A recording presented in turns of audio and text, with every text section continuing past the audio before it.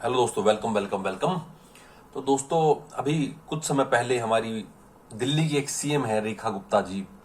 उन्होंने एक फैसला लिया था कि पुरातन व्हीकल अगर आपके पास है, गाड़ी आपके पास है पुरानी, तो उसको आप बेच दीजिए, भंगार में आग लगा दीजिए।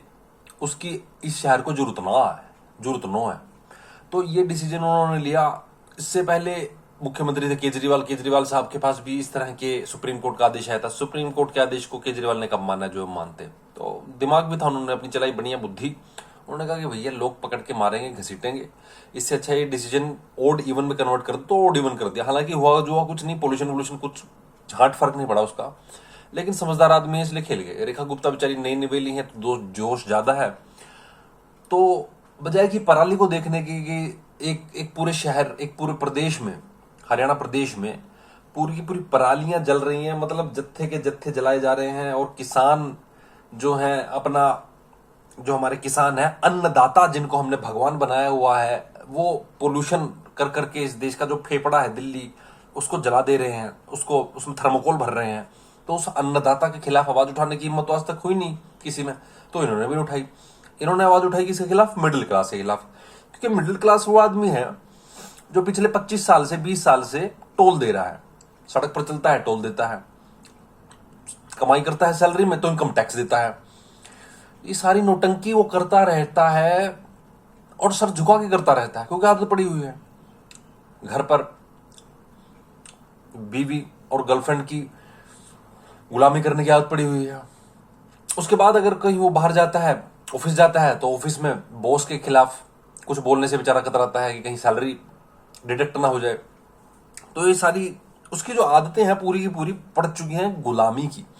और इन गुलामी की आदतों की वजह से वो मिडिल क्लास जो है कभी रिवोल्ट नहीं करा। आपने देखा होगा, रिवोल्ट हर किस्म के आदमी ने कराया है। हमारे यहाँ जाटों ने रिवोल्ट कराया है, छत्तीस बिरादरी ने रिवोल्ट करा है, हमारे यहाँ किसानों ने रिवोल्ट करा है, सैनिकों ने अपनी पेंशन के लिए रिवोल्ट करा है, वन रैंक वन पेंशन, मुसलमानों ने शाहीन बाग में रिवोल्ट किया है। लेकिन ये मिडिल क्लास किसी धर्म, प्रजाति, संप्रदाय, किसी भी तबके के अंदर नहीं आता। ये अलग ही प्रजाति है जो रिवोल्ट करना जानता ही नहीं।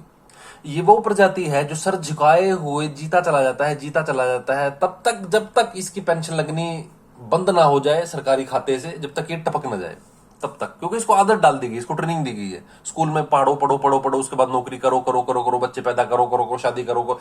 ये इतना करो करो करो के चक्कर में इसकी आदत हो गई है कि वो जो कोल्हू का बैल होता है ना, कोल्हू का बैल, उसके ऊपर से अगर आप वो भट्टी हटा भी लें, उसके रस्सी छुड़ा भी दें, तब भी वो चक्कर काटता रहता है। जब भी वो चक्कर काटता रहता है, नौकरी नौकरी नौकरी नौकरी, पॉलिटिक्स। रिटायर भी हो जाएंगे तब भी पॉलिटिक्स पॉलिटिक्स करते रहेंगे।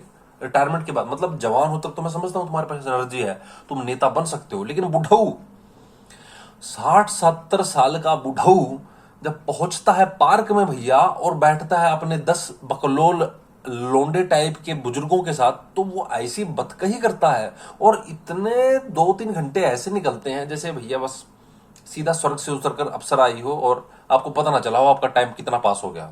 तो वो अप्सराएं हैं सब एक साथ मिलकर जो एक दूसरे को अप्सरा का तरह है, एक तरह से सोमरस पिलाती हैं पॉलिटिक्स का। तो बात कर रहे थे हम मिडिल क्लास के लोगों की और उनके बुजुर्गों की बात निकल गई। तो मिडिल क्लास के जो लोग हैं, ये टोल मुझे अभी तक समझ नहीं आया